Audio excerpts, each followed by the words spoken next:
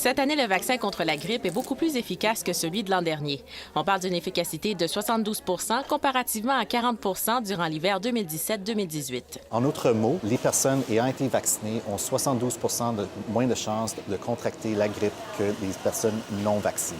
Ça s'explique entre autres par le fait que cette année, on a affaire à seulement un virus de la grippe. L'année passée, on avait une circulation surtout du virus influenza A H3N2 et de influenza B aussi en co-circulation. Alors que cette année, on parle de presque 100 des souches qui sont des souches de influenza A H1N1. Cet hiver, ce sont surtout les plus jeunes qui sont visés par le virus. Alors, on sait que les saisons H3N2 ont une plus grande mortalité associée à l'influenza, alors que les saisons H1N1, c'est vraiment plus les enfants qui ont subi le fardeau de la maladie ces années-là. Malgré tout, les autorités recommandent à toutes les personnes à risque de se faire vacciner. Les enfants de 6 à 24 mois, ainsi que les aînés, donc 65 ans et plus, sont particulièrement à haut risque pour avoir des complications de l'influenza. Toutes les autres personnes qui ont des maladies sous-jacentes, telles que des maladies pulmonaires chroniques, cardiaques, une immunosuppression, les femmes enceintes, ce sont aussi des personnes qui sont à haut risque d'avoir des complications de l'influenza. Et ce n'est pas trop tard pour se faire vacciner. On sait que le H1N1 a circulé assez tôt cette année avec un pic